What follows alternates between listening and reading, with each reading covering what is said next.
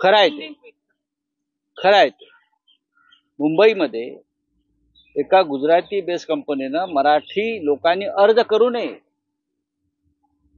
मराठी माणसानं महाराष्ट्रामध्ये अर्ज करू नये, अशा प्रकारची भूमिका घेतल्यावर या महाराष्ट्राचं सरकार, मुख्यमंत्री बरं का, आणि जे म्हणतात आमची शिवसेना खरी, जी शिवसेना मराठी माणसाच्या न्याय्य हक्कासाठी स्थापन झाली, जी शिवसेना मोदी शहानी तोडली याच कारणासाठी की मराठी माणसाचा आवाज राहू नये या महाराष्ट्रात, मुंबईत.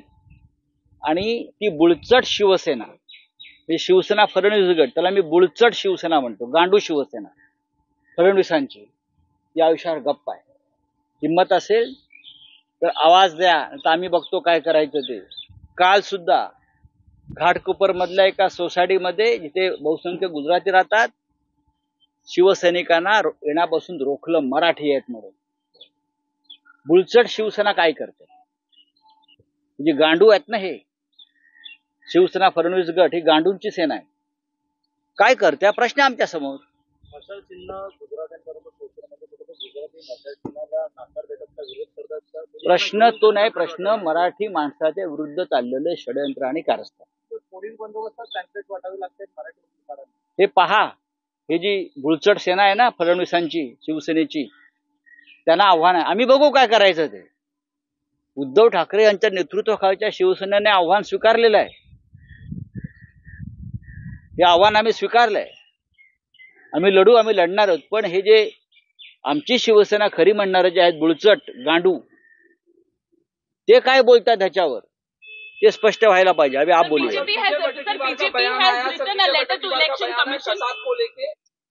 उज्ज्वल निगम को डिफेम किया जा रहा है, बीजेपी की तरफ से भी इलेक्शन कमीशन को लेटर लिखा गया है, कंप्लेन की गई है कि जो करकरे हैं, हेमंत करकरे, उनको कसाब की गोली से नहीं मरे. वो बात ऐसी है कि हेमंत करकरे शहीद है. हेमंत करकरे देश के लिए लड़े. जब कसाब और उनकी टोली मुंबई में घुसी तो करकरे साहब उनके साथ लड़ रहे थे.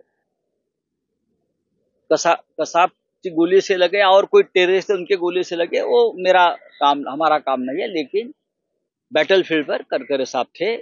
वो एटीएस के चीफ थे उस वक्त. दहशतवाद, टेररिस्ट विरोधी जो हमारा जो एक स्क्वाड था, उनके प्रमुख थे. तो अगर मुंबई पे टेररिस्ट हमला हुआ है तो मिस्टर हेमंत करकरे जो एज एटीएस चीफ वहां गए, उनकी टीम गई और वो शहीद हो गए. अब कुछ लोगों ने उस वक्त ये सवाल उठाया था कि करकरे साहब का जो शहादत है वो रहस्यमय है. मैं ये नहीं मानता हूं. उधर और भी पुलिस शहीद हो गए, वहां और भी पुलिस अधिकारी शहीद हो गए. आपको मालूम है, अशोक कामटे साहब हो गए, और भी पुलिस सिपाही हो गए, चाहे विटी में हो, चाहे मरीन लास्ट में तुकाराम ओम्बले शहीद हो गए. यहाँ करकरे, वो एक बहुत बड़ा युद्ध था देश के दुश्मनों के खिलाफ. फिर भी करकरे साहब का नाम जो आया है, विजय वडेट्टीवार साहब ने यह पहली बार नहीं कहा है. मैं दो बात आपके सामने रखता हूं.